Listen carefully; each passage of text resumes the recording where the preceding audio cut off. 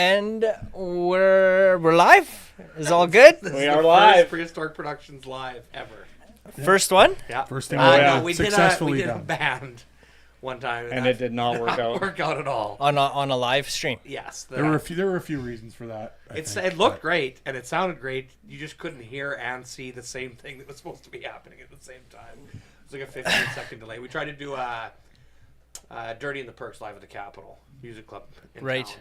And then they were, it was like actually like 10 full seconds behind. Of a delay. Yeah. Interesting. Well, welcome everybody. If you're plugging in, here sitting with Paranormal Prairies first live. We're sitting here. We've got the production crew, Prehistoric Productions. We're in their studio in Saskatoon, Saskatchewan right now, diving into it. Hello, gentlemen. Thanks for having us. Yeah, no, it's good. We're happy to take a break from wondering about the Christmas stuff. We're filming a Christmas podcast right now that's going to release in December. So 11th annual, so check it out. Yeah, we weren't going to tear everything down because that was going to be too much. So, well, this is good. I'm going to be dead honest too. I'm pretty nervous because I'm not used to going live. I'm used to being able to do like a retake or cut stuff out, and here we can't do that. So I really got to watch my P's and Q's today. So I'm a little nerve-wracked a bit. But man, we want to thank you to you guys. We're here. We're celebrating we cracked over 5,000 views in the first month of a new channel, new release, new program, all of that. So pretty exciting stuff, man. I thought it's been climbing and still climbing. How I'm interested to hear kind of, I wasn't at the first shoot. I was at the second shoot, help with some of the planning stuff. But tell me about the first phone call. I'm sure either one of the two of you called each other with this idea. So tell us the bare origin of how Paranormal Prairies idea came up. Andrew, Yeah. I'll let you recall the events. I think Joelle had been talking to both myself and Francois separately about this idea that you had for a movie about the ghost light, which is what the episode's about, and this is a phenomenon you've been experiencing your whole formative years. And so we decided to sit and have a meeting about this movie or potential movie, and we kind of realized, and Fran is the one who put this in the space, but it's like, well, how about instead of jumping right to a feature film, how about what's a version of something around this light that we could do that's like super contained and manageable. And so the very first idea for the show came from that, of like, oh, let's get some interviews and see how it goes. And then I can kind of pass it off to Fran after this here, but I think we had an idea for a very contained 5-minute piece originally, and then we saw how awesome our first location was for shooting the interviews, and that got us excited. And then the people who we were interviewing, they gave such great interviews and told such awesome stories, and that just right away we're like, ooh, there's something here.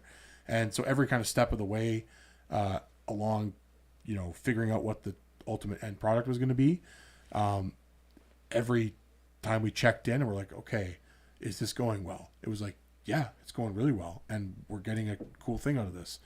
And so because of that, it kind of evolved into like a full pilot episode of a hopefully streaming TV show. I mean, what is TV anymore, right?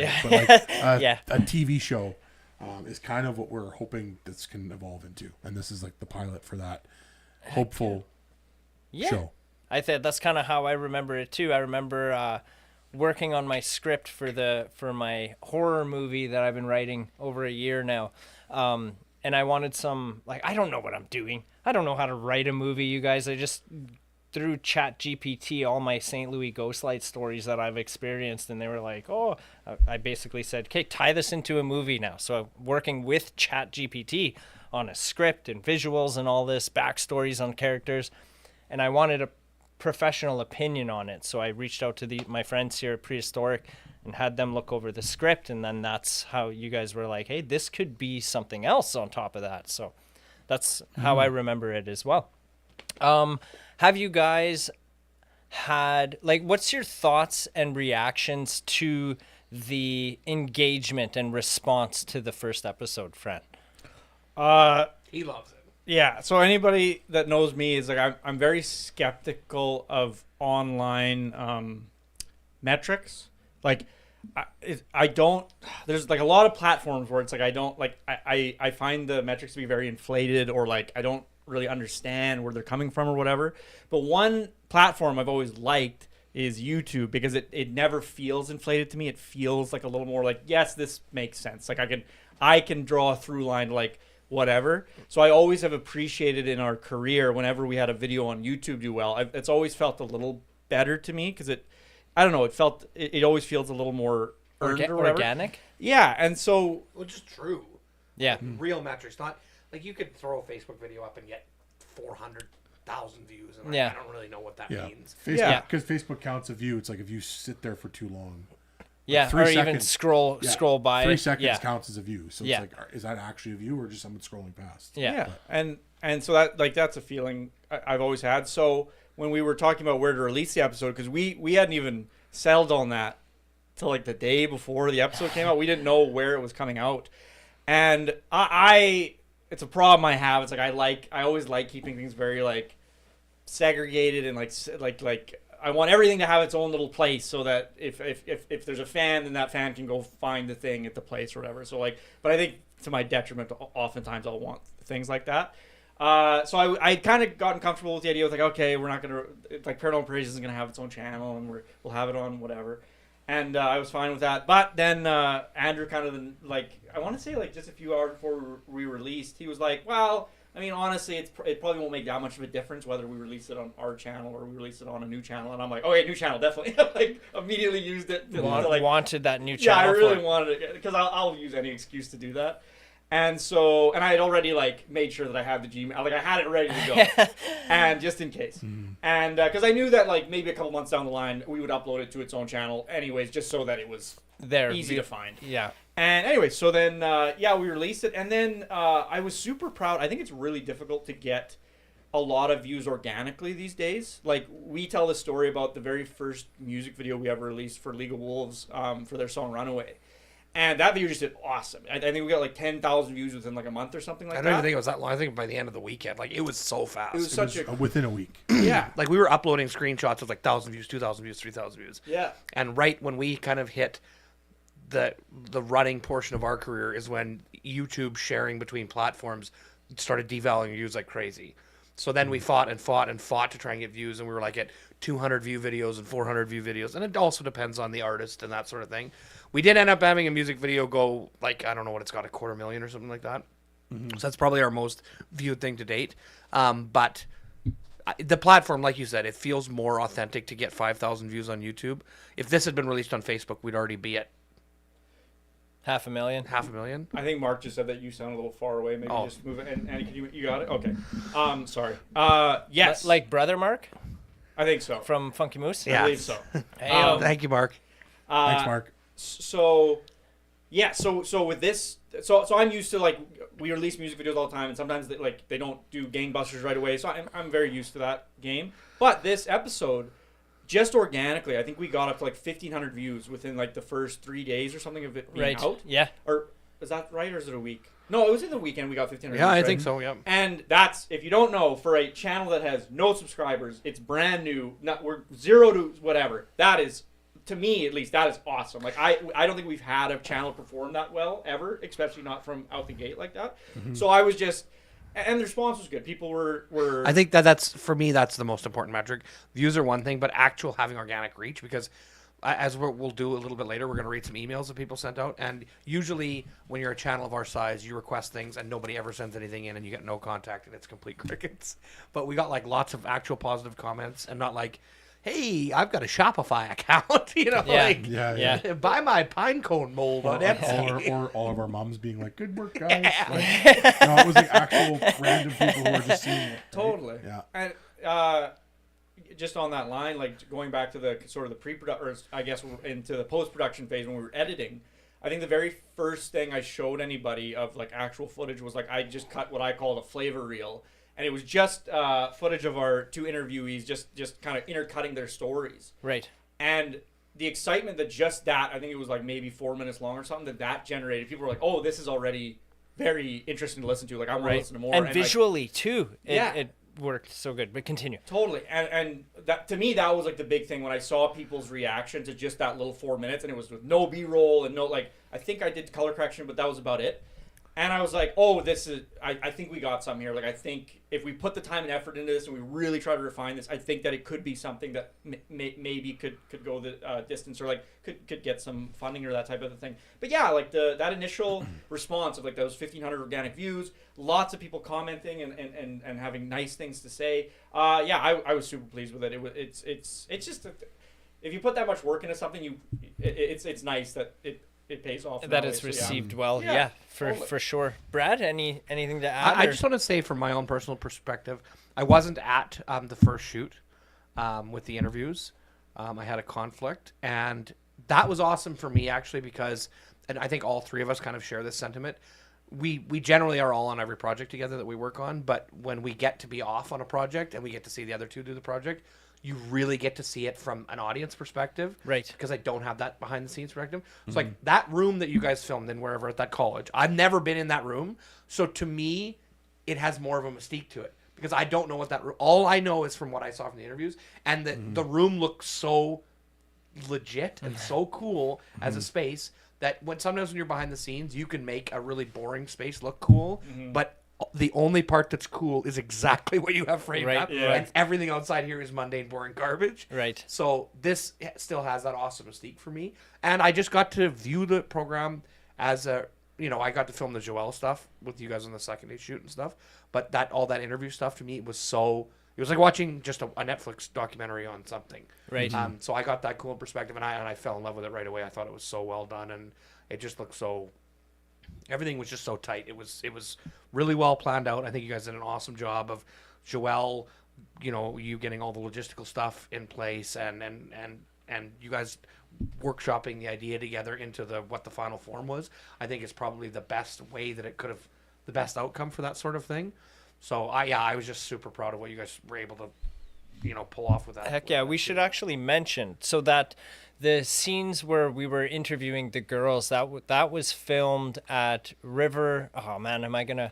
Is it River Road? Pizzeria, I River think, yeah. Road. I almost called Riviera, but River Road Pizzeria in St. Louis. That's actually the old college in St. Louis, Saskatchewan. So it's clearly not a college anymore. But we were in the upstairs of that building. So the room I think that was in. I don't know if that was like the old laboratory or what, because there was like sinks and things in the background there too, but there was that. Yeah, it was an interesting setup for a bathroom because there's windows. Oh, man, into that where whole- the stalls are. The whole upstairs of that place is just like creepy as heck. Yeah. Up there. And there after we filmed there was some people telling me some ghost stories about that building that go on upstairs, right where we actually the day we were filming, right girls, we were talking about that, like what if that thing just fell over as we were recording right now? Like, yeah, it was pretty creepy up there, man. And all that dust on the floor, that's all real. Like that was there. All those footprints is us bringing Usually the we gear have in. to bring and- our dust. So we got to leave the dust at home. Andrew and I, obviously, you can't help but talk a little bit about what the future of the show would look like. And we were talking about, we're gonna have to fucking drag our interview, like any future episode, we're gonna have to drag them up to St. Louis to St. It's Louis. like, how do we beat this location? Oh, man. You can't do it. It was It's it was so so good. perfect. Yeah. Even like at the start of it, like being on St. Louis Bridge, that first shot coming up, like I think we did that in 2 takes, man. So I thought that was really awesome. Was it 4? Was Well, it? there's like, we did a dry run, then we did 3 takes, 1 got fucked up. So it was, I would say about 4 takes. 4 takes? Even still, I thought it was great. One and but a safety. yeah. That's all it was. just being on that bridge, you guys brought back a lot of memories. Like I've got stories about that bridge, not ghost stories, unfortunately, but and a lot of this is probably like illegal. But dude, no lies. When we were younger, we used to play on that bridge, and like we could climb down from the center lane onto which is like absolutely the why there's a fence. yeah on it. onto like the pillars that the bridge is You were the standing on, reason and that we there's yeah a we used to go down there and spray paint. I'm sure there's some tags there from 30 years ago, but yeah, it brought back a lot of those memories because I don't live in that town anymore, but definitely grew up there.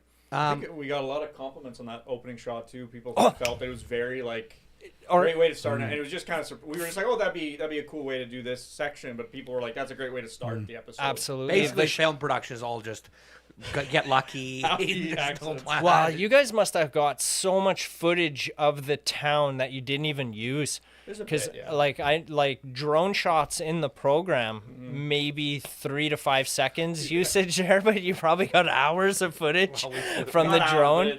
You know, quite a bit.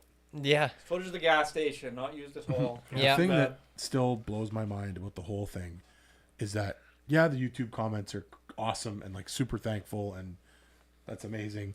But people actually, we said, email us at the end of the episode, which means people actually watched the whole thing to the end, got to the part where it's like, email us at paranormalprairies@gmail.com, and they did it. Yeah. And they did it. Well, and quite a few. I'll tell you, just before we get to the emails, which I think we should get into right away, so we don't run on too long. But for a comparison perspective on the success of this, we ran our podcast for 10 years, and the most positive comment we ever got was, you three seem like really good, nice guys. Please never do this again. Yeah. So, in contrast, this is going to... And I have that printed off somewhere, and we were going to frame it someday.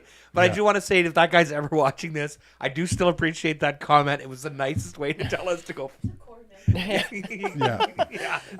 But yes, so as you said, Andrew, we did mention at the end of the episode that people, if they have stories or questions or anything, to reach out to us. And let's go like this. I'm going to each have you guys pick one, and we'll read it out, and we'll talk about it for a bit here. So there's 11 in total, so just pick a random one. Look, feels like one of those card tricks that you guys were just doing. Some of them are definitely better than others, I'll say that much.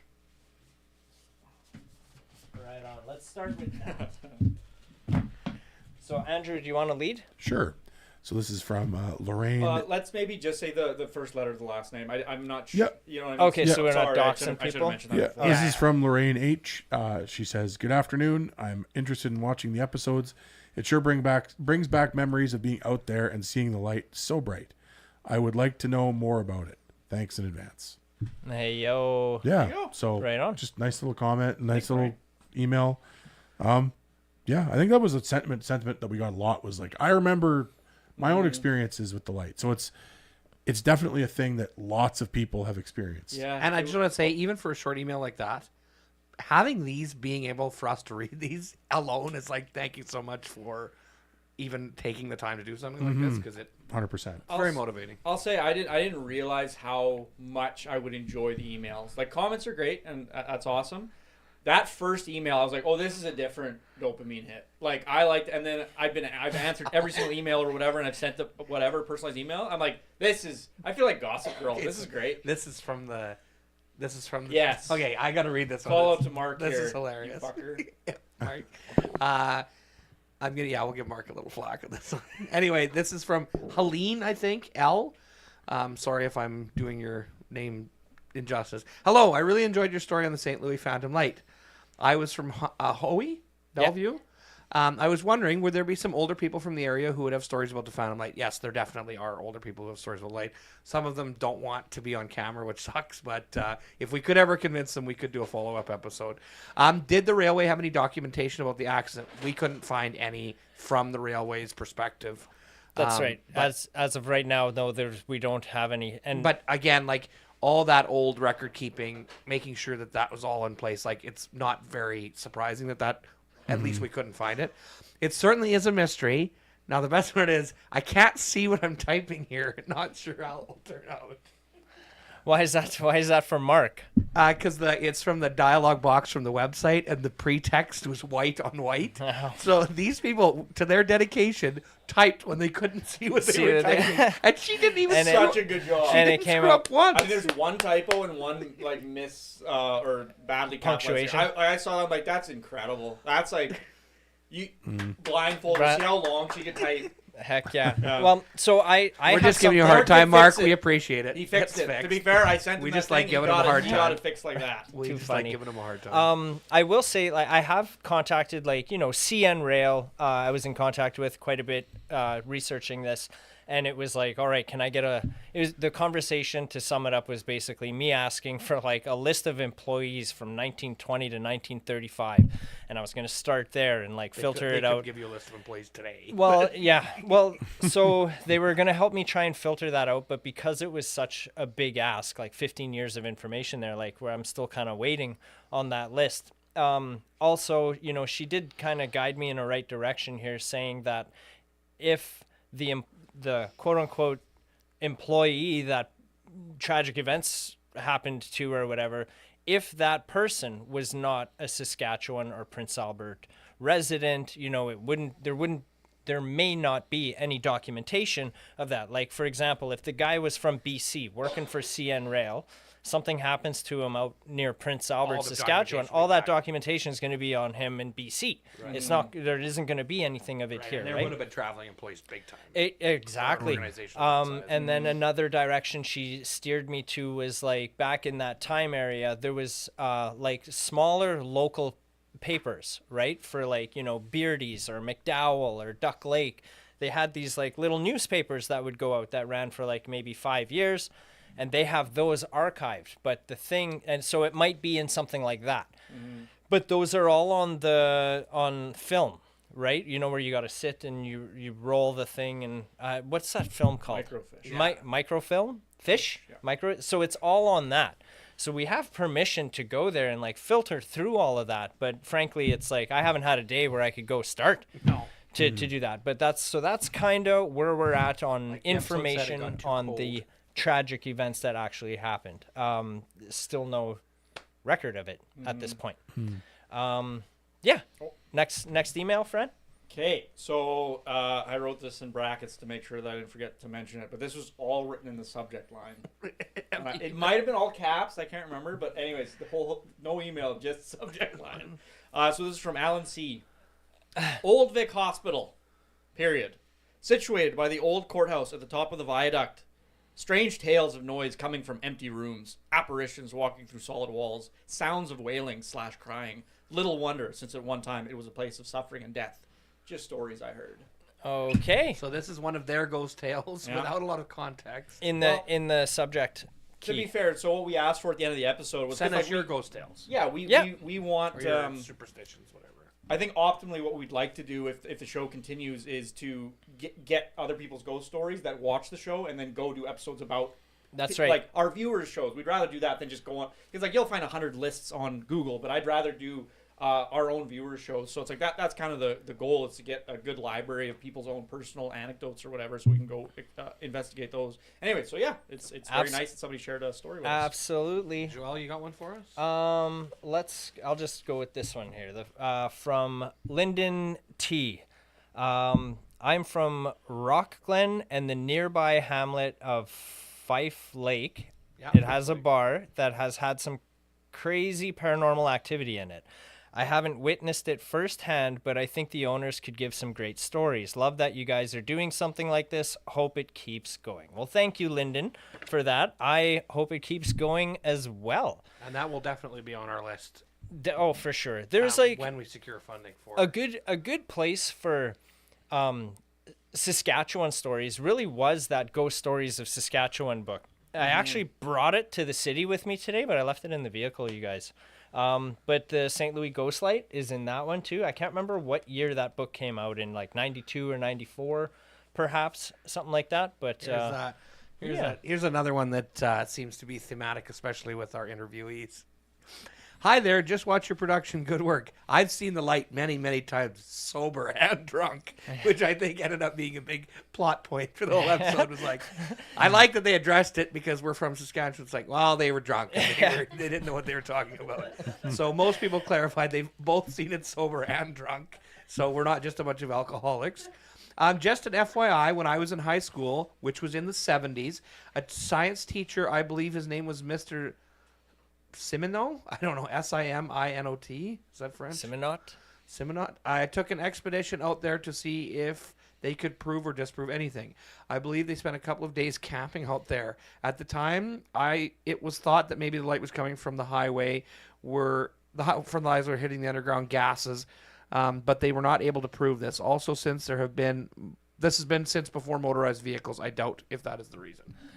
So That- yeah, something we addressed in the episode for sure. That's definitely like that's I still even after the episode released, I've seen comments and like heard people have told me, "Oh yeah, well that's just lights off of the road." And it's like, but it isn't though. That's like the thing is like I guess what frustrates me the most is like because we did we did a Reddit post too. We're not gonna read from that. Maybe we'll do another episode where we read from the Reddit thing because it got a decent amount of traction for Saskatchewan anyways.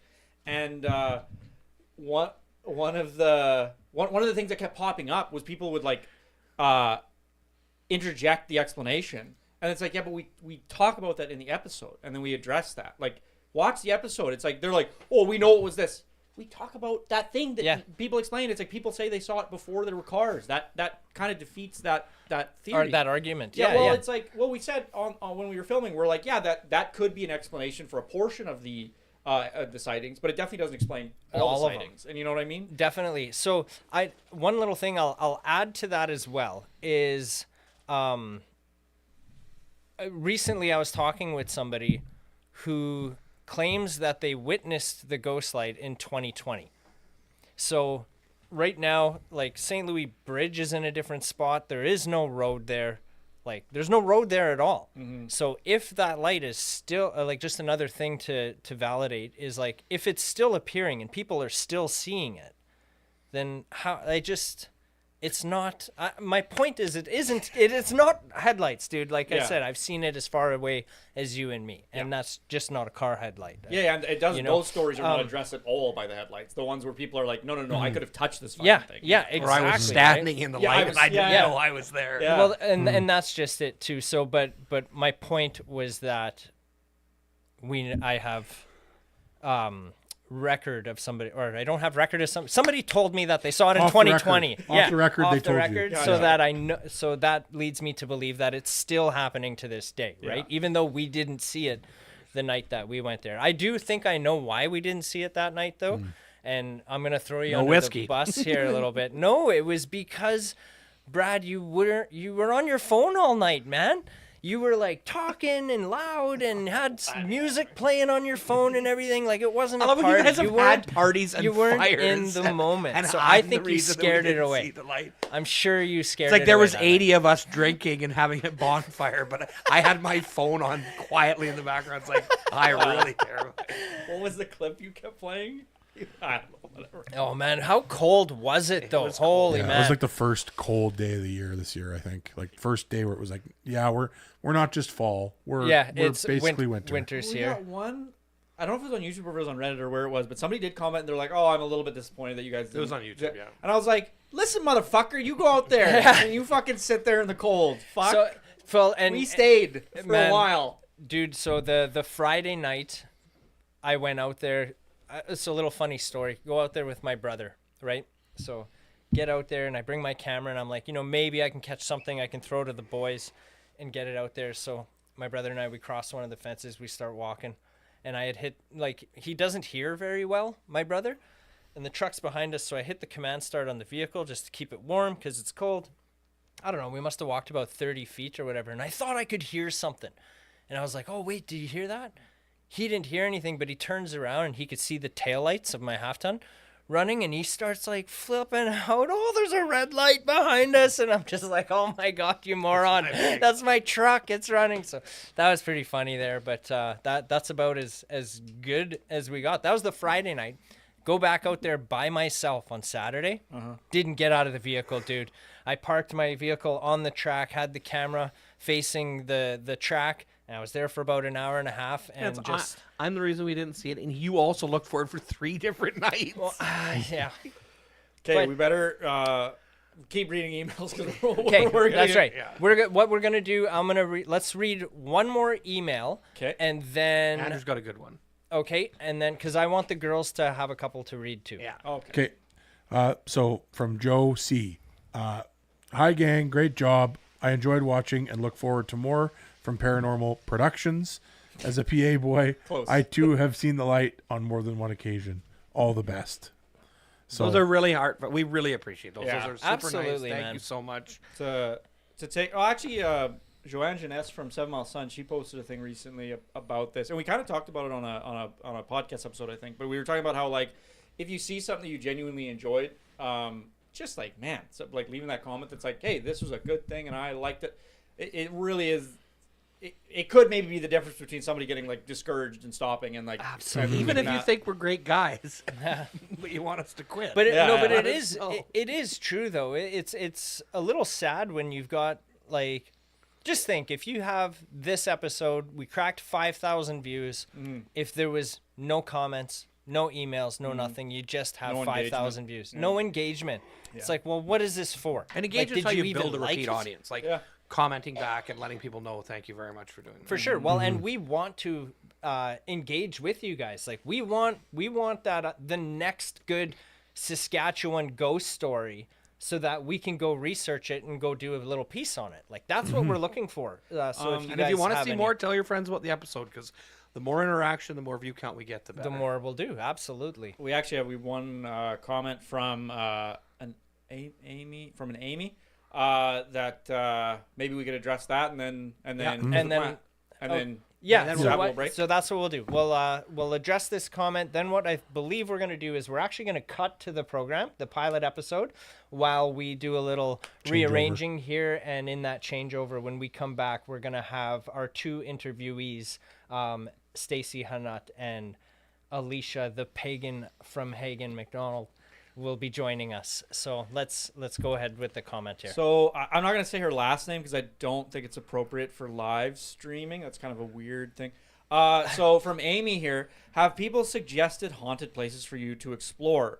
Has one stood out to you that you would like to do for an episode? So maybe, like, I like that one that was like voices screaming, crying. I don't know where this is. I did some research. I don't know if you would ever be able to get people to two that stand out to me at least. Apparently, we have an exorcism story that happened in Saskatoon. Oh yeah, right. That it At sounds. the Bez? I don't know where in the Vatican was called, Catholic Church was called. They came. It's a whole thing. It said, like, the little blurb I read sounded really messed up. But it was legit. But It's real. Real, yeah. So that sounds like an interesting thing to, like, look into maybe, and just beyond your typical, like, oh, there's sounds and ghosts maybe. So that's cool. And then the other one that stands out to me, and maybe I'm stealing an answer from you guys, but the Clean House, Yes. known as the Clean House near Caber, I feel like would be a cool, same kind of like regional phenomenon. Lots of people have experienced it, been in the house.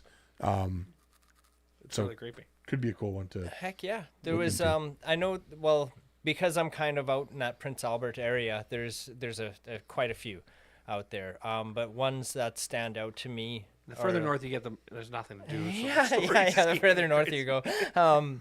But I mean, Hans Bridge is an interesting one. I'm not sure exactly how to engage with that one. It's something about you park your vehicle on this bridge at like a specific time, and then, like, if I'm not mistaken, the windows get all fogged up, and then you see all these handprints on the outside of the vehicle or the We got a like lot wherever of it nods steams going up. on in our audience. So it's something in regards to that's been happening for a long time. I love the ones where you like you can test it or you can Like, try you to can do the go thing. You in- know what I mean? yeah. There's like a house that you can go sleep in the attic, or you can you know Right. what I mean. That kind Well, of stuff that's- is super that- interesting. and that I'm is- not sleeping in a clean house. That is another one. I don't believe this house is still standing, but there was. Do you girls remember the Crybaby house? Yes. So if I'm not mistaken, that one's just kind of near the St. Louis Ghost Light as well. And if I remember the story correctly, it was something about, like, a nun had gotten pregnant and had a baby or something, and left the baby in the basement. And if you go to this place, you can still hear that baby crying. Right, so if you go in the upstairs part, you hear the baby crying there. So Crybaby House. I think that's how the story went. I remember going there when I was younger. Never heard a baby crying. Never went in the house, but I have been, like, in the vicinity of the Vicinity, building yeah. before. But yeah, definitely didn't go up there. So those ones kind of. Well, Joel, thank you for inviting the production Do company you on. do you two have a? I said hands scratching, teeth biting. Oh, Yeah, that was Scratching, teeth biting. That one email. That's- The email itself is disturbing enough. We can do a deep dive into that email. Heck Oh, yeah. maybe I'll mention. Andrew, you'll have to help me with her name. maybe just the first name, but the business consultant we were seeing, she had that great. Oh, Deb. Yeah. Yeah. So we were seeing business consultants. Is that a Yeah. good Yeah. description? Yeah. And anyway, so I was telling her about the episode because it was what we were working on at the time. And then she's like, man, did you ever hear about, like, I think it was like maybe in the 90s or like the early millennium. She's like, yeah, there was this region near Cypress Hills. It's near, just outside of South Regina. Oh, not near Cypress Hills at all. Yeah. South Regina. And she's like, yeah, all these livestock had all the blood sucked out of them and were like desecrated. Chupacabra. Yeah. And it was, Saskatchewan and I literally, I was chupacabra, like, yeah. like the chupacabra, and I don't think she'd heard of that. And she's like, well, yeah, maybe. And I'm like, what? We have a Yeah. chupacabra in Saskatchewan? That's like incredible. Interesting. Eviscerate- And this was they're in like- the 90s. Yeah. Oh, yeah. I don't want to nail anything down. I just the desecration of and the blood getting sucked out. Yeah. But I'm like, that's crazy.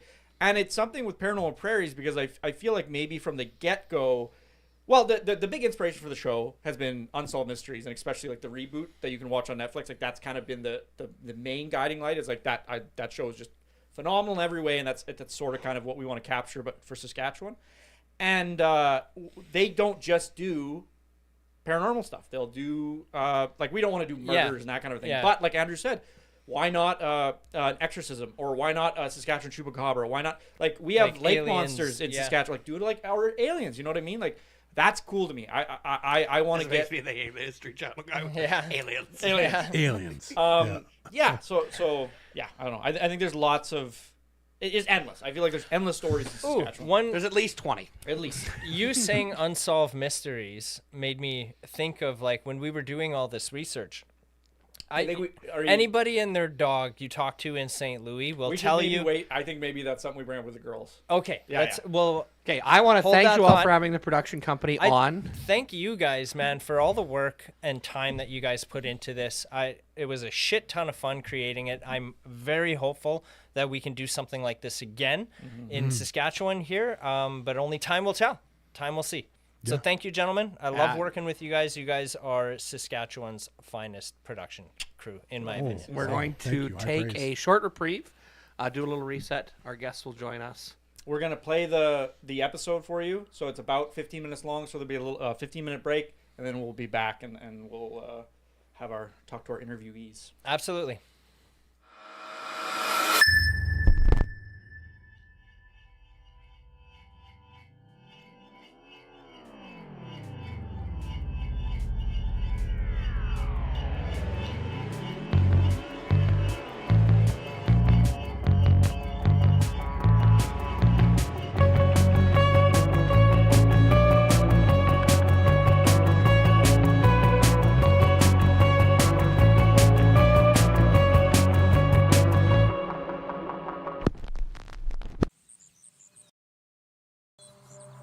Hey guys, welcome to an episode of Paranormal Prairies. I am your host, Joel Gadet. We're here on the old St. Louis Bridge.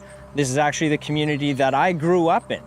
And growing up here, there's so many tales of the St. Louis Phantom Light that I've witnessed myself personally, but never truly got to the bottom of the story. There's a few tales out there. One is like the train conductor was decapitated and he's searching for his head. Another one was something on the lines of like the worker that pulls the lever to change the tracks. Some tragic events happened, something happened. I don't even know. I'm here to try and get to the bottom of it. So what we did was reach out to the community in hopes to get some of people's personal experiences and just find out more about what is this thing? Why is it there? Is it still there? What happened here in the early 20th century in St. Louis, Saskatchewan? We're gonna head over there right now and go talk to some people, so stay tuned and enjoy. I'm Alicia McDonald. I went to school in Birch Hills, so growing up, we always hung out with everyone, all the surrounding towns. My farm is not even that far from St. Louis. It's right in between Birch Hills and St. Louis. And I graduated in 2002, so my stories are kind of old, but but they're all true. My name is Stacy Hannett. I grew up on a farm about 5 kilometers south of St. Louis, but I went to school here, grew up here my entire life. We went there and we did see the train light, and it was just a white light and a little bit of red. A lot of it was in silence because sometimes, like, if you made loud noises, it wouldn't make an appearance or anything like that. It's on an old train track, right? And there's trees on either side. You would see a glow sometimes from the tree line from a distance, and then just a little light would poke out, and then it would just sort of float back and forth like this, like sort of like in a figure 8 or like an infinity sign, and then it would disappear. It was like really unpredictable. Sometimes it would come a little bit closer, kind of faster, and then it would disappear. Craziest story I've had, me and 3 other friends in high school. I was probably 15, 16 years old. The one person who was driving had just gotten like a newer car. So we're like, yeah, let's go to the Ghost Light. It's like a Friday night. You're hanging out with your friends, right? So you drive there in the same spot you always pull up to. And we didn't make a fire or anything. It was the summer of 2000. It was pretty late in August. Me and a couple buddies from Alberta, there wasn't really much to do at the end of summer, so we decided to take a road trip out and see if we could see anything. So then we all got out. We're kind of like, laughing and joking around. And then we're like, let's go walk towards the bush. When you walk there, the bush line is like this, and basically where the tracks would have been. We see the light, and then it's like we feel like eerie, and we get a little scared, so we run back to the car, and we're trying to start the car, and we can't. And I remember driving in there, and it was just getting dark. So we just sat there in silence for probably an hour. Finally, we decided enough was enough. We hadn't seen anything. It was pretty inactive. We're just gonna leave. Just as we were turning the car to drive onto the gravel road to get to the highway, something told me just to turn around one more time, just to see if maybe it was there, and it was right in the back window. And I screamed, and they screamed, and we drove off really fast. And I don't know what happened after that because we just left. I was sitting behind the driver, and I think all of us were just plain scared out of our wits, right? I mean, it's like a train is coming towards you, literally. We were kind of like, oh my God, why isn't it starting? Oh God, start. Let's get out of here. As the light is like coming towards you, it always disappears in kind of the one spot. It disappears, car starts on. I'm here at my dad's place, which is just a few miles east of where the St. Louis light is. When doing research for something like this, it doesn't take long before you find other researchers who have attempted to debunk it, like 2 girls in La Ronge actually won an award for how well they were able to replicate the St. Louis Phantom Light with their car headlights. And in 1992, there was a gentleman who went out there in the middle of the day and claims that he can see the highway on the other side of the river with a telephoto lens. That's his explanation of how the light maneuvers because of the curvatures and the hills and the dips. However, if eyewitness accounts are to be believed, it's not that simple. In 1990, the Prince Albert Daily Herald posted an article where they interviewed a guy who had heard stories from his great-grandmother talking about the ghost light. That was well before vehicles frequented the area. And details from our guests today directly contradict the theories of these would-be debunkers. I don't know, just a car light just doesn't behave that way. I know people have tried to debunk these stories often, and I don't know. Their reasoning sounded so far-fetched compared to the explanation of it being a ghost light. Like, it was more believable that it's a ghost light. From my own personal experience, I've driven those roads. They don't connect like that at all. Or when you think some guy's just out there every night waving a flashlight and waiting for people, like, I don't know, that just seems too far-fetched. I've seen it sober and I've seen it after a few beers, so. Yeah. And it was the same. And it was the same thing both times, right. So. You always know your own truth. The first 2 times, I will say that I was around a fire, probably had a couple drinks in me, but the last time I was dead sober, completely. That was the time that the car wasn't starting. Yeah. You want to hear the other story? Absolutely. Okay. So we had a pretty good fire going that night, and we were all partying, having a good time. And a couple of us decided, it was me and 2 other people, we decided we're gonna walk towards it and see how close we could get to it. We walked for quite a ways, like, I don't even know, maybe half a mile, and then we got to a fence. So we jumped the fence and we kept walking and we didn't see anything. No, we walked and we probably jumped, I don't know, 3 fences, and just it felt like we walked for a long time. We walked maybe half an hour and we didn't see anything. So we turned around and hopped all the fences and headed back to where everyone else was standing. And as we were approaching the fire, I remember some of my friends being like, "Oh my God, did you see it?" And we're like, "No, we didn't see anything." They're like, "What do you mean you didn't see it?" I'm like, "No, we didn't see anything." Like, they're like, "That whole time you didn't see anything?" I'm like, "No, we didn't see anything." They're like, "We just saw you standing in it. We could see you, like we could see the light and we could see your 3 little shadows in it." In your experiences of telling your stories, have you ever been criticized about what you personally saw? I myself had never been criticized about it because if you know me personally, I'm a bit of a believer and things like that. And I love telling the truth. It's my favorite thing to do. So I find that if you're going to come at me like that, I'd be like, okay, that's your opinion, move along. I understand how people are apprehensive or maybe, not too quick to believe the stories. I can understand that.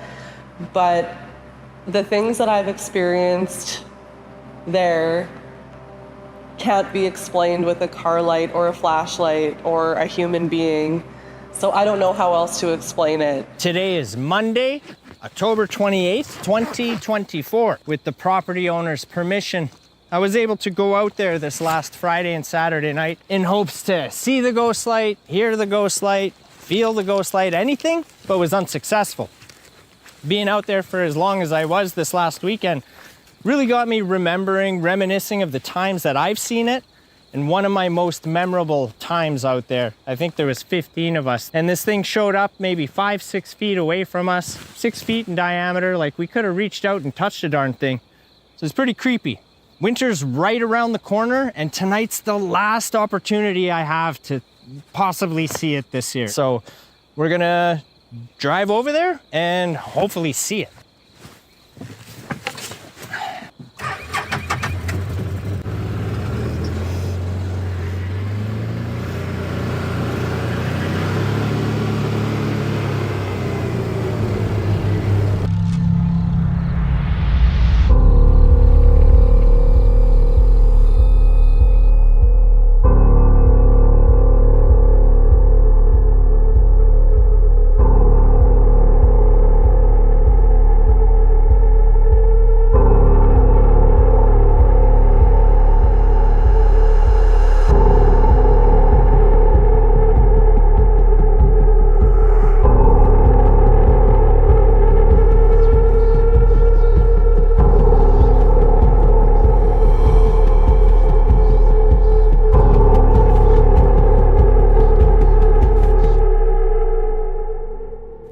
There's no animals out there. You can barely even hear birds, really. It's always just super eerily quiet, in my opinion. How many times would you say that you personally have witnessed this phenomenon? Too many to count. I don't even know. Like lots. Usually it'll start out kind of small and just kind of float there. Okay. And so this was an unusual behavior that I had never seen it do before. Some people have said that they've heard a train. I myself have never. There's definitely a feeling of like anticipation because like you want to see it, but at the same time, it's scary if you don't know what it is. Like it's a ghost, right? Or so they say. The light that I've seen was high enough, and I've worked in a rail yard before, so I know what a train looks like. I know where the lights are and so on and so forth. When I saw the light, it was up high, like where a main light of a train would be. The story is that a crash happened, and the light that you see is either the light from the train, or apparently there was like, not the conductor, but the guy that goes with his lantern and like, I don't know what you call that person, but they were decapitated in the accident, and so that light that you see is him searching for his head with his lantern. The other story is that like a brakeman got hit by a train, and his wife is looking for him with her lantern. It's very unpredictable. I've seen it appear out of thin air, turn different colors. It was red, white, blue, and green. Maybe yellow, I can't quite remember. It's literally been years. Standing in it and not see a darn thing. It's fine if you don't want to believe, but I know what I've seen, and there's just no other way to explain it outside of it being a phantom light. The village of St. Louis was incorporated in the 1950s, so there's no information in regards to any tragic event that happened there. I'd like to thank the village of St. Louis for all the support and information in regards to this story, and if you have a story that you want featured on this program, go to paranormalprairies.com and fill out the form. We'd love to hear from you there. So, with that, have an open mind, stay curious, and à la prochaine.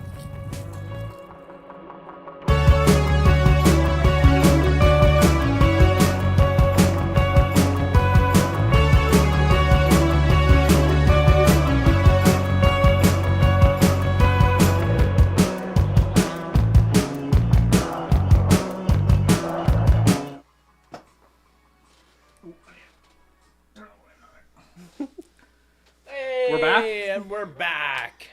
Heck yeah. So if you guys haven't had an opportunity to see it, there it was for you. Ladies, welcome to the studio. Thank you for joining us here in Saskatoon on this nice cold day. Thanks for having us. Absolutely. So good to see you guys. So my first question, before we get to these last emails here, I guess my question for you is, since the release of this, with the positive reactions that have been coming in, have you guys gotten any reactions or comments to you guys personally on how the episode was? You want to go first, sir? Sure. Yeah, I've had quite a few comments on it. I think mostly people were surprised at how well done it was. Like you guys were mentioning before, even when you did the little like commercial for it, I think even especially my son, he was there kind of watching the filming, and his comment was that, you know, he thought it was going to be just some like janky film with your cell phone and like a couple snapshots, and like he was almost kind of embarrassed, but then he saw it and he was like, it was pretty good. Yeah. That's pretty good. And I think like most of the other people were from work, and they were like, oh, that's really cool, and oh, I can't believe how well done it is, and how it's edited, and the music, even everything was just that was big time. I think because the struggle we had at the beginning was getting people to sit down on camera and do a bloody interview. We just had, because it's like you said, it's like right away you're like, oh, there's gonna be, because there are tons of people with stories, tons of people. That whole town. Yeah, everybody in that town has a story of witnessing it. It's nothing against them. Like, I get it. Sitting down and telling a ghost story, if somebody films it bad and makes you look like an asshole, that sucks. Yeah. And a lot of people aren't familiar with us as a production company. Like, we do music videos. We've never done a ghost show, obviously. Yeah. But we that's something that we sort of said, Joe, all of us were saying to each other, was like, I think once they see it, then maybe people will be more like, oh, we kind of fucked up. We should have maybe done an interview and they'll that want kind to of open thing. up a little bit. Yeah, I even saw on Reddit. I saw a comment from like who I assume somebody who's like in high school, maybe college or something. But they were like, they tagged a bunch of their friends, like, oh, we should have done interviews. We messed up. Like, that sucks or whatever. But hopefully the goal is, like, if we were able to do more episodes or whatever, the plan is maybe in a season 2 to come back and do St. Louis again, because there's so many stories. Yeah. And so many people That'd are be like, awesome. A follow-up episode on it, because, like, you know, we still got emails coming in, and you know, there's still like dealing with CN on trying to get that list of employees and stuff like that. So there's still a lot of research that can be thrown at this. It's just to find that time and energy to pursue that, right? And add to it. But yes, I agree. Actually, I will say that a lot of people in the Waka area have come up to me and personally stopped me in the grocery store and in and around the school, and they're like, oh my God, I saw your episode. And I'm like, famous. Yes. But they were like, wow, it's so good. I watched it more than once. I'm like, good, I hope so. Yeah, absolutely. Did anybody say anything about the pagan from Hagen? Only one person who I'm related to. But you know what? It's just who I am as a person, and that's just how I roll. I remember when he sent that to me, and I was like, man, I don't think I can include it like at first because I think it'll be too comedic initially, and it's like that's not what the tone I want to set. But I'm like, I'm absolutely fucking getting it in there, and I made sure I'm like it's going in the credits absolutely, like it needs to be in there. It's so funny. I credit to Sean for that one. Yeah. Absolutely. Yeah, so we do have 5 more emails here, you girls. So what I would like you to do is just choose one at random, and if you guys can just read that out to the audience here, and if there's a question in there, we'll answer it. Sure. Okay, this one is. Oh, sorry, and so sorry to interrupt you. Don't say the last Yeah, name. don't say. Can you just say the first time? Sorry, yes. I just want to make I was sure. watching. Okay, good. sorry. Okay, this one is from Ashley Z. Hi, I have looked numerous hours and hours online. Apparently, when the Holy Family Hospital in Prince Albert, Sask was demolished in the rubble of smoke and whatnot, there was a figure of a woman holding a baby. It was on live CTV news, and people were calling in the news station like crazy. But the video is nowhere to be found whatsoever. I've looked and looked. Another one is Kinsman Park, Prince Albert, being haunted. And if you look at it, sorry, this is like, it's really hard to read. I know this one. Like it's like all lowercase and no punctuation. No I got more to say about that one. And if you look at it from Google Maps, all the trees are planted as arrows pointing toward the middle of Kinsman Park. I also looked at the sidewalks, the pattern of pavement, and it seems to make a symbol. I tried walking the park and tracking my steps to see what the symbol was, but halfway down it, I felt very shaky and sick and weak, so I did not finish it. All right. This is quite interesting because I have heard many stories about it's like that lots of people actually have died there. This lady is clearly super interested in this story, and I think, like, why not, right? Absolutely. So Kinsman, like Kinsman the water Park? park? Yeah, right behind it, yeah. I think I have heard stories about that place being haunted. I don't know as about well. the water park itself, but like the whole park. that Because area. you can walk through it and stuff like that. So I think I know a lot of people Interesting. I claim wonder if to have that's seen that things in Ghost that park. Stories of Saskatchewan, maybe. You know what? Actually, my aunt lives literally like right there, which I won't say the street, but I should ask her and see if she's got any like weird things Absolutely. about it. Tell her to email any stories to paranormalprairies@gmail.com. She actually attached pictures, but I didn't print them out because I don't know what the best way to display them would have been. Yeah. But anyways, it was like they're aerial photos of that park, and like I guess trying to convey like Show the arrow pointing the to symbol the or thing. whatever. I remember when I read because like you said, it's lowercase and whatever. And actually, I think I emailed her back. I emailed everybody back, but anyways, I emailed her back, and I'm like, any more details? Like, we'd love to do an episode on that. It's like trying to find funding or whatever. And I remember being like, thank you so much for your email. That she's the only one. Or I think she's the only one that sent me an email that's like, yes, you're welcome. Aww, she sounds sweet. Yeah, it's nice. It's so nice for people to engage. Thank you, That's Ashley Z, for enjoying the episode. Just go for it. Whichever one. Okay. Oh boy. Okay. We've got JB in the house. Okay. Please read the email. So this one, they contacted us on. They sent us an email and they went and filled out the contact form. Okay. And so the email address is very important to read out. Okay. 4 girls for daddy At sbcglobal.net.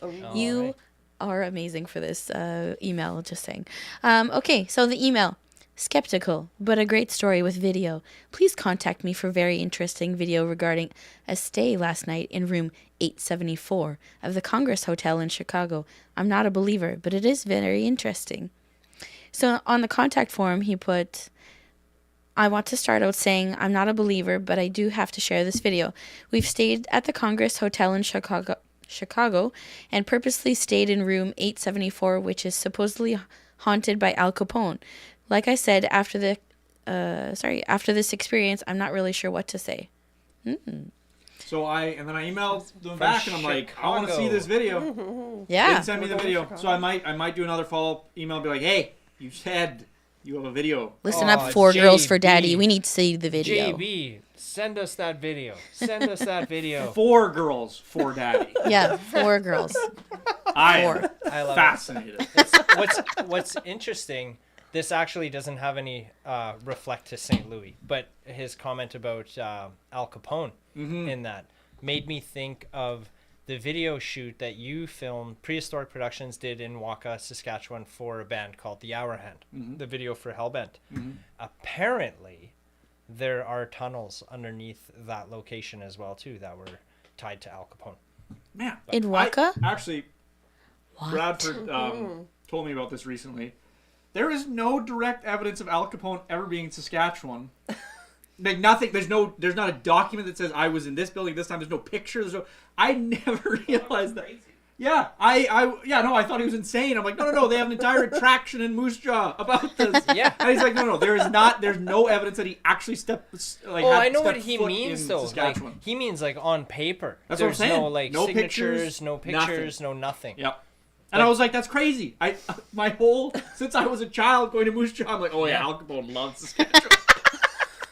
So I don't know. But Interesting. it's that's interesting that this guy, Detroit was where the hotel was. Sorry, Chicago. Detroit, and but it's interesting that probably just a coincidence, that Al Capone so happened to haunt it and whatever. I think that guy's just haunting everywhere. Moose Jaw, Some Waka, even- Chicago. Some you even name say he's it. not dead.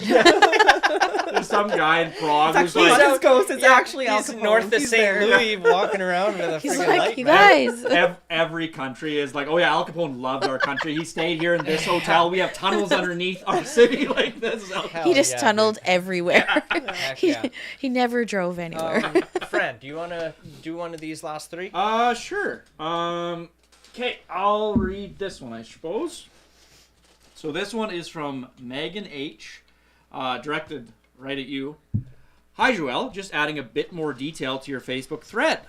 I visited the St. Louis Light a handful of times as a teen and a young adult, 15 years or so ago now. The first few times with a friend who lived in St. Louis, who knew where it was, and the last few times after I'd moved from Shellbrook to Saskatoon and I took some of my friends from the city. I don't remember which was which, but a few times we saw the light sway back and forth in the distance, and a few times we saw nothing at all. We never went there to party, we never made a fire, and we never stayed and waited too long. The last time I went, I was about 20 years old, and I remember seeing the light in the distance as usual, but then it came increasingly close. So close, I felt like I could have touched it. I remember it didn't project light like a flashlight. It was more contained in an orb, if that makes sense. It reminded me of one of these lights we would have had in our rooms as a kid that you touched and a little spark of electricity went to your finger. There was what I would describe as a core of light, and it emitted little sparks of electricity that were contained by an outer core. At least that is what it looked like to me. When it came so close that time, we left pretty abruptly. I have never been back. Interesting. So it's stories like that, man, the traffic light stuff just doesn't really do it justice at all. It does. I never It's the believed way that that. like multiple people explain it in the same way who have never shared their experiences with each other, so there's consistency in it, right? Exactly. Which exactly. It's validates. I think you all and of I these spent a stories. couple hours on the Maybe. phone just debunking debunkers. Yeah, right on debunking it. debunkers because we've seen it so many times. We grew up right there, man. That was the spot. So Yeah. I swear, over 100 times I've seen that thing. And like Yeah. we went there almost like every weekend. Yeah, Yeah. exactly. So it's like, Exactly. side note, all of our friends who have been places with us, maybe we should challenge them to send in their that's forms, I be on the show. I agree. Get it together, you guys. This is so fun. I agree. Because that's the thing is, like, I'll say, we obviously can't produce these episodes like that. Yeah. The episodes are very intensive, but we do want to do supplemental material, and we do want to, we have some behind the scenes footage and stuff that we want to showcase, because we want to keep the channel alive in some regard until we can figure out what the next step is. And send us emails, because if we get enough emails to do another live episode where we read them out, then we'll do another live episode. Then you can get your story told in a different- that's you. Absolutely. I will say there was, so not this year, but last year, Halloween, I had called a couple radio stations like Saskatoon, Prince Albert. You know, they're looking for ghost stories around Halloween. So I would tell them a few of my St. Louis ghost light stories. And I ended up, screen recording the airing, and then I'd put it on my social media or whatever. But after I told those stories, because they were so long ago, I would contact my friends that were out there with me, and I'm like, you remember this, right? Like, this is how this happened, right? Am I crazy? And they're like, no, that's how it went. I would send them my recording of how I told it on air, and I'm like, this is accurate, right? Like, I wasn't a liar. And they're all like, that's exactly what happened. And I'm like, why aren't we talking about this? Right? Yeah. Like, this really happened, you guys. Come on, something's Because it's there. not just us. Like, we have older siblings that went there. Our aunts, Our uncles, our parents. parents used to go out there and party. Heck And so it's not just us. It's, For sure. generations before my us that have been going dad out has there. a story of seeing the train. Oh my God. Like, not just a light. Oh, yeah. Please He get your saw dad the on here. actual train. Please get your dad on here. Please. His stories are wild. They're the wildest ones I've He's heard, got a yeah. wild one that it's I'll tell you off air, but it's pretty wild. But just stuff like that, right? And like how far back it's been going. Like we say in the episode, this viewing or this sighting was happening before vehicles frequented the area. I think is the line I say in there, which is true. Like before there were cars, this light was there. And now there's no track, there's no bridge, there's no road. There's no access. It's in the middle of a freaking cow pasture field, and there's this haunting light that's just flashing there. To this day, it's still happening. Granted, the property owners who did give us permission to go out there and do the filming don't want people out there.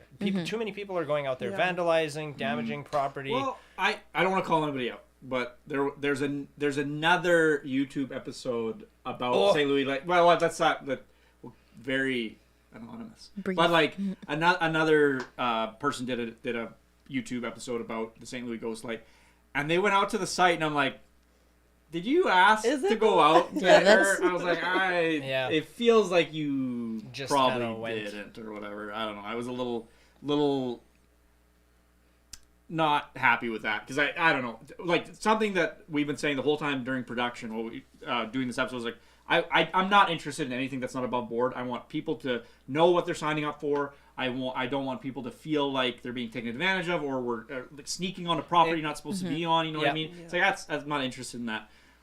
So yeah, I was a little disappointed. I'm assuming that the person didn't ask. It seems like they didn't ask, but it's like, if they didn't ask, I'm pretty disappointed in that. Here's the thing too with the location, without doxing it, is that the old track runs over multiple properties down because like how big is a freaking lot? 75 feet, 150 feet? I don't even know.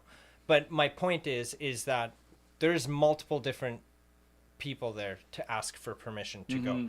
Not all of them are okay with it. Fortunately, the ones that we got permission from were okay with it, but we were still confined within a barrier there, because had we gone too far north or too far south, then we were on property that we didn't have permission to. So we were kind of confined with where we could go there, which is fine.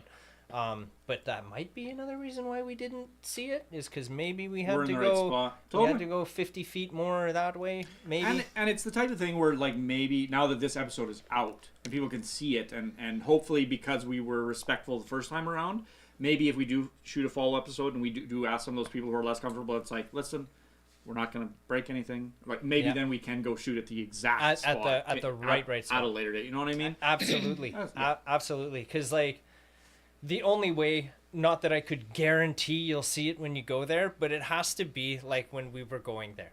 You know what I mean? Like, you have to be at the right spot at the right time. You know, and otherwise it's. And you can't be on your phone and like laughing and exactly. But I mean, sometimes we did. He does have a valid point though. Is like, how were we partying out there? Like, we would have music playing. We would for sure, right from the car. Dude, I've been arrested there for freaking like. Man, I remember. True story. We were out there and we had a fire going, so like a bush party there. and we had a fire going so big you could see the fire from the highway. Yeah. So we were clearly busted ourselves. The cops could see the fire, drove right up to us, and we all got like thrown in the drunk tank that night because we weren't supposed to be there. Just But, saying, Mom, I was not there. I was not there either. That was one time I was not with there. them. My parents were not pleased with that one. But yeah, so but being around that fire too, I do remember times like we wouldn't see it. We had Yeah. to walk Yeah. away from the fire, Yeah. like 100 feet over there, like Yeah. distance yourself from the group, Mm-hmm. and then it would appear. Yeah. Is how I remember that happening. But it was times. so unpredictable. Like there was no, okay, this is what you have to do at this time, whatever, under these circumstances. It was always so Would you unpredictable. ever flick your lighter at all? Would you ever get your I lighter never to had a try and call lighter. it? I used to do that. I was doing that that weekend too. Is just try and get some light to like try and call it to you. No, I never No, did click anything. a I don't flashlight remember or doing something. anything like that. But I remember like one time Mitch running through it. I don't Like know. through the light or through a fence. Crap. No, through the light. Like it came right up. Like you know how it would be really small and then it was almost like it would happen so quick. Like it was small and then it was coming at you. Like you had said, like a train is coming towards you and all of a sudden it's right in front of you and he just bolted right through. Ran towards He it. just ran towards it. I do remember that. I don't. What if like when we pulled our cars up there and then those lights were the thing that would like attract it? Yeah, that was definitely a theory of mine back in the day. Yep. Great minds think alike. Maybe. So it, Would Oh, you who guys mind knows? if I pivoted a little bit here? Give it. I wanted to ask you guys this right at the beginning of this segment, but so I haven't spoken to you guys since we shot those interviews. So you guys really, to a great degree, were very blind as to like what this even was to Yeah. a degree. Like you knew you were doing interviews, but that was about it. So I'm very curious as to your perspective when you guys finally did get to see some stuff and finally did get to see the final episode. Were you guys happy with it? Like, did you like the? What were your thoughts? Like, do you have any suggestions about how maybe it could be better? Like, I'm any so like change I've been so curious about what you guys thought about the episode since it aired because like you two are you're our main featured stars, I guess. I thought it was actually really awesome. I think we'd both agree that I thought it was really well done, and I actually really liked the reenacting parts. Yeah. And I like that you even got people that kind of looked like us a little bit to do those little. Joel, yeah, he did a really good job Yeah. tracking people down. Yeah. Heck yeah. I ended up, so two of those actors were students in St. Louis School. Okay. I knew they were practicing for this year's school play at the time, and I had gotten their contact information last year's school play because I worked with them there, and I was like, Yeah. oh, I these saw guys, that. like they follow direction well, they want to Yeah. pursue something in this, so I took their number that if something came up to reach out for them, so they jumped on it That's immediately. awesome. Had their parents approve of it before we pushed further. The other gentleman, his name is the other two. So it's Ryder Harvey is the St. Louis school kid's name, and Novea. I don't even know Novea's last name. So those are the two kids. The other gentleman is Aiden Edwards out of Prince Albert. He's actually the lead singer for a band called East Side of Second. So he's one of the boys, and then the girl, I can't remember, the blonde girl who played a young Alicia. I can't remember her name, but I do remember that she's a hairdresser at Salon 6 in Prince Albert, Saskatchewan. I wish I had is the it names. not Megan? It's not Megan because that's the that's- owner, yeah. and we know her. Yeah. Keep speaking about But the. so I thought it was so also- thank you I'll find to you guys. Fran, forgive me for. It's because she has a private account. That's why I can't remember her name. But that's so yeah. Did a call out and they all accepted. I should actually say too, while on the subject, I guess. Well, it's not really the subject because it's not in regards to the actors, but sponsors that we had. I do want to thank Phantom Light Distillery. They sponsored this episode too to help us get a little bit of traction on there, and I want to shout out Skull Creek Studios who actually did the theme song going into it. Brittany was her name. Yes, from Salon 6 played the young Alicia. Good job, Brittany. was, I think was it really just proud added, of you. like that little extra spice or touch to have you know, the way they like their mouths moving as you were telling the Yeah. story Is that- with, that- with yes. the light in the background, like Yeah. the way it was all put together was just so not to be insulting, but unexpectedly professionally done. Yeah. Right. You know what I mean? Like, Oh, yeah, it's a and good- I was kind of like, just, okay, I've known Joel for a long time. I'm going to have a lot of faith in him that he's not going to put me into something that's going to make me look stupid. Well, Yeah. yeah, absolutely, I wouldn't. And I would thank hope not you. anyway. Thank you. This I would hope time. not anyway. I had a lot of just blind Well, it's faith like in two it, levels of faith, right? Because you have faith in him, and then you got faith in us. 'Cause Yeah. we've never done a show like this Yeah. before, so it was our first go at Yeah. doing something longer form. But it whatever, was really documentary fun style. to do, and being upstairs in that building, like I grew up in St. Louis. I've never been up there. I've never been in that Yeah. building. Mm-hmm. I have never been in that building, even now that it's like a pizza place. It's That was my brilliant. first time Yeah. in there, Yeah. and going upstairs, I was just like, Yeah. What the? what happened in here? Like, you can just tell by looking around that some like Weird. weird Weird shit shit has has gone on happened in up there, here. yeah. Like- Totally. Like the way the red light in the By bathroom. the bathroom, yeah, like creepy. Like a good way to put it would be like a film set for a horror movie Yes. wouldn't look as fucked up. Yes. Like the And I set was- for the first Saw film probably didn't look that Yeah, bad. yeah.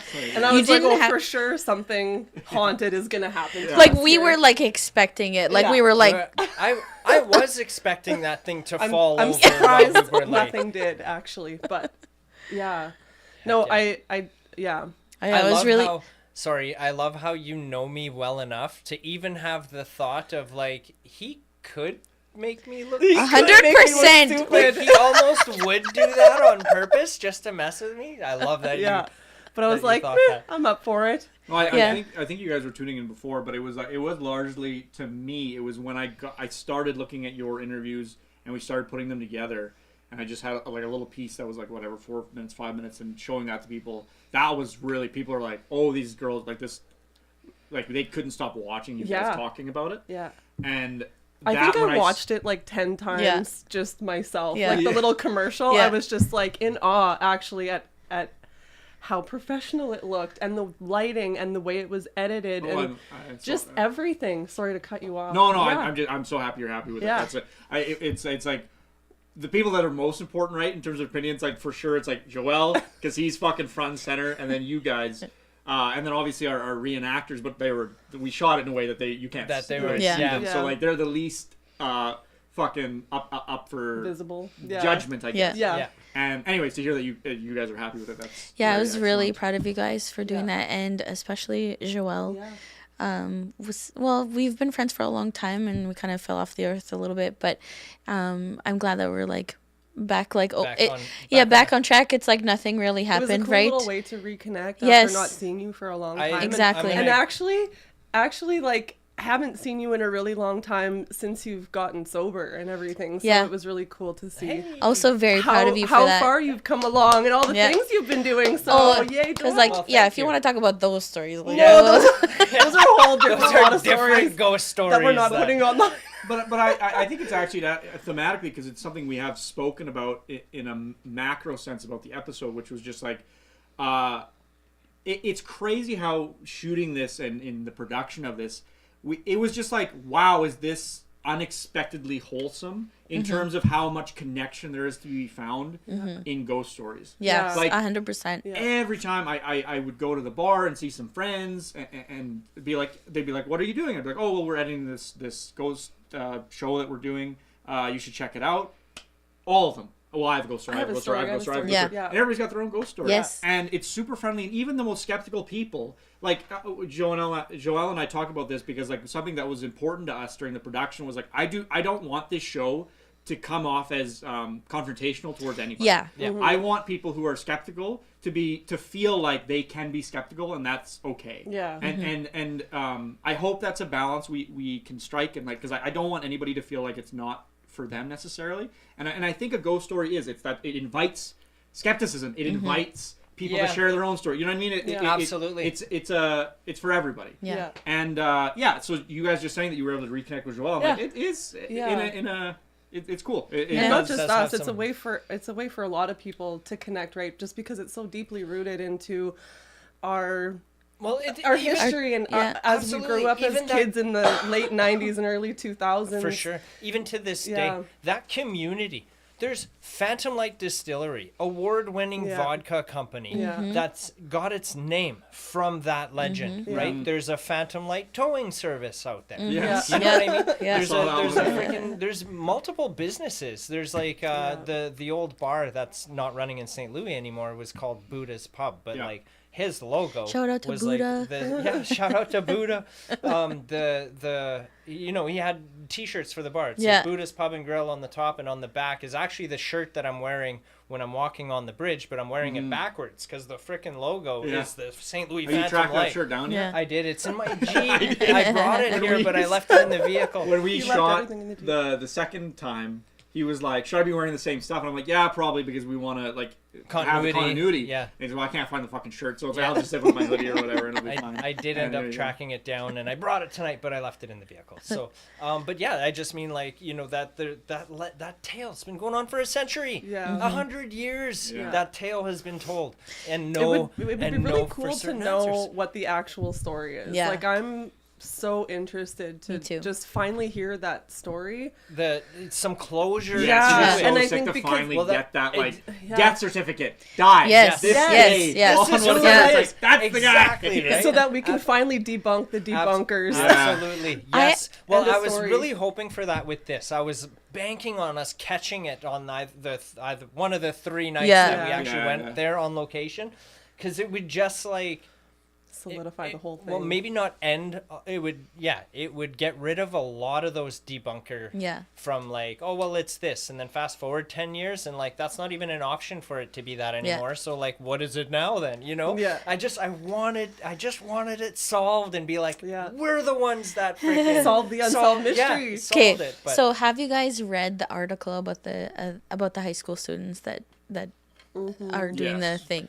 A Wait, long no, time no. ago. There's Well, a new. well, You're talking about the two that did the experiment. Right? Yeah. Yeah. yes, I did read that. the one. ones from LaRonge. Yeah, so I read that this morning, and then I also read another. It had another story link, and I clicked onto that one, and it said that this other woman had actually seen it during the day, like seen the I've ghost never light tried to during go the out day. During the day. Oh yeah, I've never. Yeah, none Like- of the stories that we heard or any of the emails or anything ever talked about seeing Daytime. it Right? by day. And that's the first time I had ever read that. And I'm pretty sure I won't say the last name, but maybe I can pull it up here. But I was like, "Oh, That's interesting. imagine." It's interesting. The ways that I've seen We should it, just go it camp out there for a whole weekend, day and night. All you guys keep talking about, like, we need to go We hang need out. to go I back. hate to say it, but we can.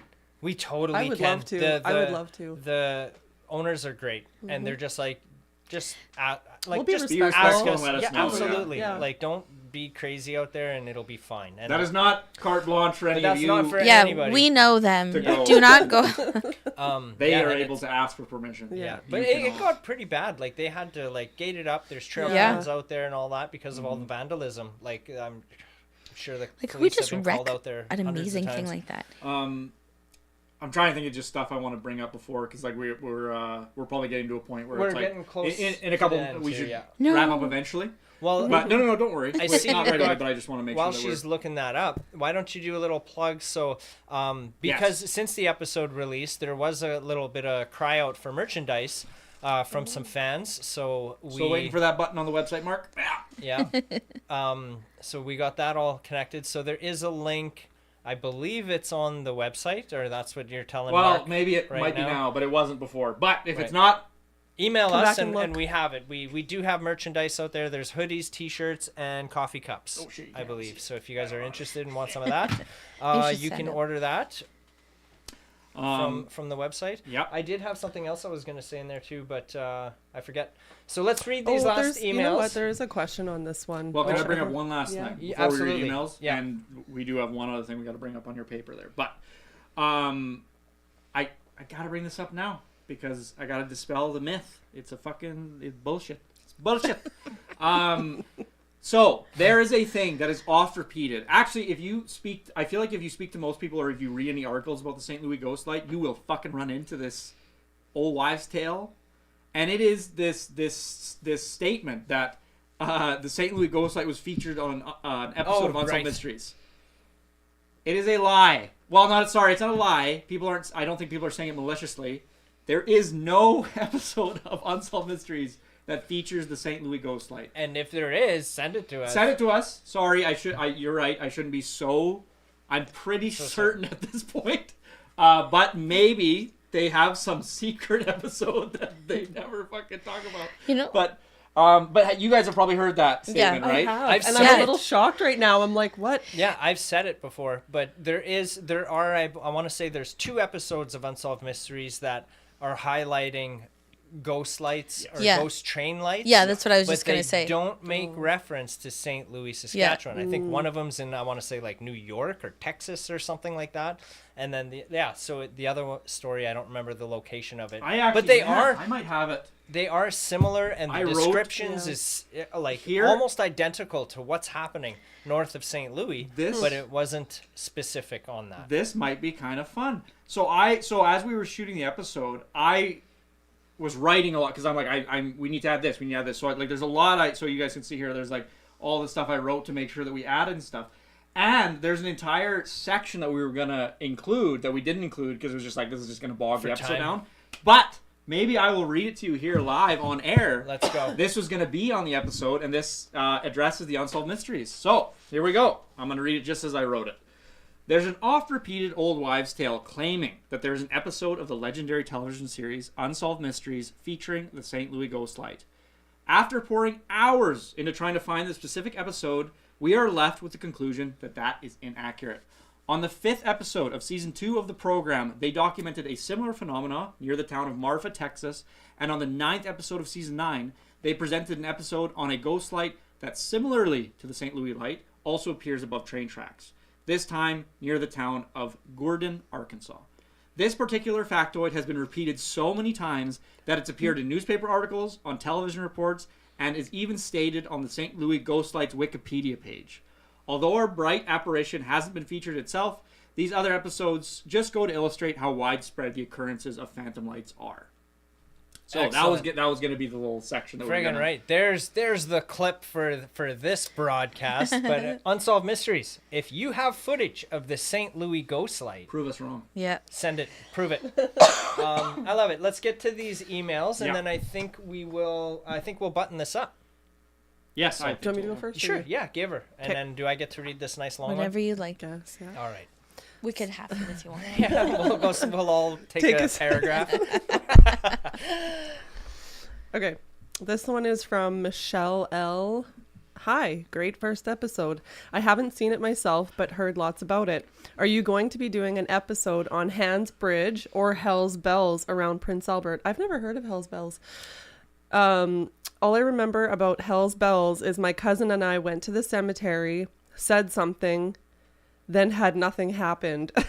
It was long ago. Can't wait to see more, Michelle.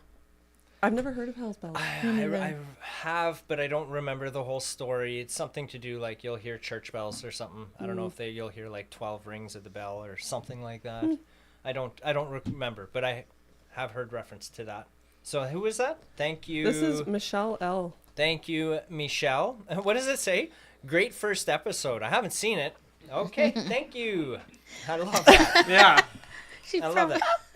All right, so this last and final one. Before I read this, do we have anything else specific in regards to this that we want to address or anything like that? Fran, anything? Well, there's Before the one last last one? thing. Can we talk about the music that was done for our episode? Yes, we did give just a brief little shout out to Skull Creek Studios for that. But yes, it was all produced, mixed, mastered by Aspen Beverage at Skull Creek Studios. And A good friend of ours. yeah, brilliant. I think we didn't give him a ton because we didn't like. The cool thing about this project was at the beginning when people saw footage and stuff, people just sort of got excited and wanted to get involved, which was really nice. And we've got a lot of talented friends, obviously. And Aspen was one of them where it's like the only thing I said was like, I'd love a theme. I'd love the reboot of Unsolved Mysteries or Unsolved Mysteries. That theme is so iconic. It's like it makes you scared. You turn an episode of Unsolved Mysteries on, and if it's Nostalgic. Yeah, and like what my girlfriend said one time was like, if you're by yourself, you kind of want to turn the episode off because it can creep you out to a degree. I'm like, I love that. And so that was the only thing. It was like, I love that theme. I'd love something that's as iconic or whatever. And so that what he came up with, like, watch the episode, you can hear the theme, and I just thought it was brilliant. I thought he nailed it. It's so good. People in the chat. I don't know what that means. 2 people in the chat. Yeah, it says chat rate 2. I have no idea. I think that just means that 2 people have commented in the chats. No, we got way more than that. We got one that just said, just subscribe for the coughing. Yes. Thank you. Shout out to the virus that's going around right now. Maybe I'll just read a few of the comments here quick, just Sure. get that out of the way. Actually, Strange North, which is another YouTube channel, they feature local, like, ghost stories and paranormal stories and weird. Strange North it's called. So it's Canadian odd stuff that they feature. They commented, fantastic. They said, hey guys, just subscribe to your channel. Enjoyed your St. Louis video and looking forward to more videos. I love prairie content like this. Cheers from Edmonton. Thank you so much, Strange North. Thank That's you. excellent. That's really kind. We right before our episode came out, because we had obviously yeah. it was ready. We saw your episode come out. We're like, fuck, like we messed up or whatever. It's too close. But anyways, we saw your episode. We thought it was phenomenal. Your Absolutely. channel is phenomenal. Like, man, your output is fantastic, and the quality of your work. Just thank you so much for subscribing. You're really awesome. Janelle, you guys are the bestest. Madison, can't wait to see which one you choose for your next episode. Had no idea how many paranormal occurrences are in the prairies. Excited to see what's next. Violet Index, so awesome. Great job, everyone. And then our subscribe for the coughing. So yeah, there we go. At least we know your mic's working God, good. Hey? yeah, no Excellent. doubt. All right, let's get that Beauty. last email. All right, so last and final email before we let you guys go, and we do thank you guys for jumping in live here to engage with us. Thanks this for the is This is a big one subscribers. here in small writing. So, all right, from Yes. Lorinda N. Here's a big one. So, we lived in Nipawin, Saskatchewan. My son and a couple friends, when in grade 12, decided to go to St. Louis to check out this whole ghost light story. They didn't see much, but my son brought home an old rail spike as a souvenir. I knew nothing of this at the time. I just knew the boys were taking off for a guy's weekend. So that week, after they got back, something had changed. My son was very agitated and aggressive. He's normally a very quiet guy. If I didn't know better, I'd say he was possessed. Our cat, who normally sat on his shoulders, would now hiss at him every time he came near it. Our dog seemed afraid of him. His sister told me after a week of this that she had been sleeping with the light on because she felt uneasy at night in the basement but didn't know why. There's more. I finally told him one day, enough. What the hell has happened to you? He snarled at me, and it was so weird. His friend came over to pick him up. They went uptown, and when they got back in the car, it wouldn't start.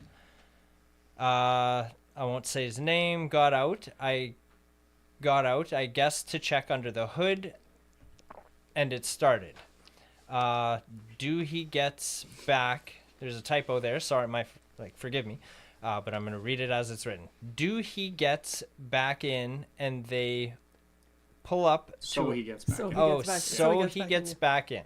And they pull up to a red light, and the car just dies again. He gets out, and it starts. So anyways, they get back in and to the house, and his friend is telling me this, and how off Justin seems. Sorry, I said his name.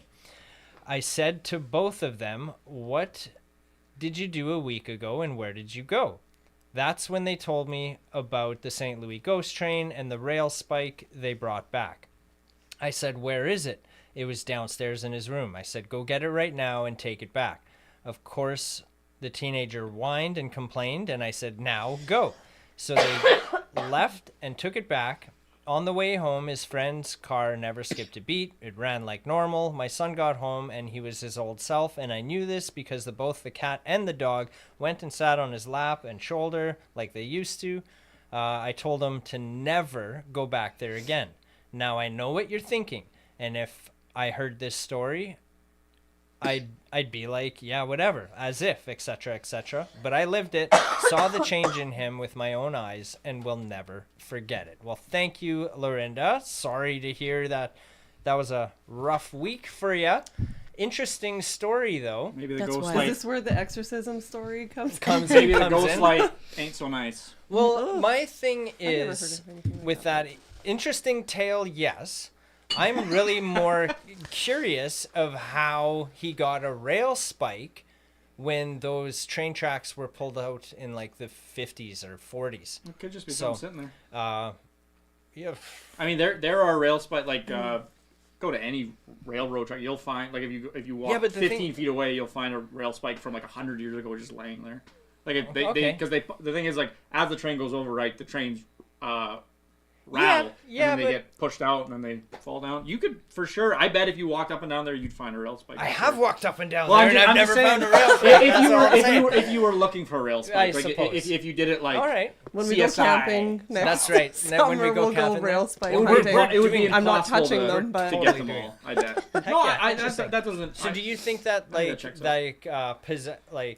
not possession, but like the entity can take can like house itself in an animate object and then It's like Lord Voldemort. right? There's always a Horcrux. source of power exactly. somewhere, I right? Maybe that definitely- spike is the source. I definitely believe that like entities can attach themselves to people or even things Like objects. like objects. That's why like the crybaby house stays at the crybaby house. Why didn't that baby Hans roam Bridge, it's around only Hans at Bridge? Hans It Bridge. it stays at Yes. certain places while But a rail spike? I don't know. I am wondering if, like, like the rail line would go X amount of miles, right?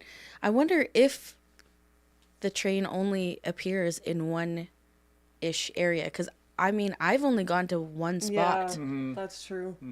right? Well, that's kind of what I was saying. Why I think that we didn't see it, even though I was blaming Brad. One of those factors could be that we couldn't quite get, like, we were like right there, Well, and but then- not there because we didn't have permission to go like Yeah. another 50 feet that way. That also ties in with the teenagers, because I read their article and it's only on the one spot is really where they could see these lights from the road. Yeah, and Sorry. like Stacy's story in the program, how you walk down further, they didn't Yeah. see Yeah. anything. Exactly. You come back, everybody else saw it, and it's like we didn't see shit. Yeah.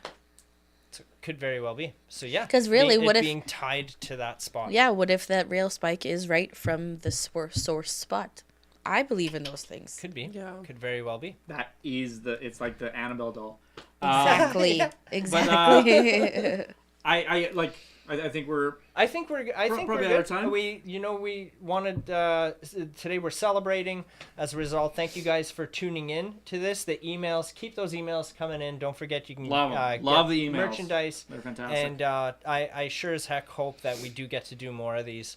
And just when we find out that worker's name, I promise you guys will be the first ones to know about it. Thank you guys so much for coming down. Yeah. It was so much fun. Yeah, Yeah. this is Thank you awesome. guys for Great getting to the talk to you guys opportunity. again. Yeah.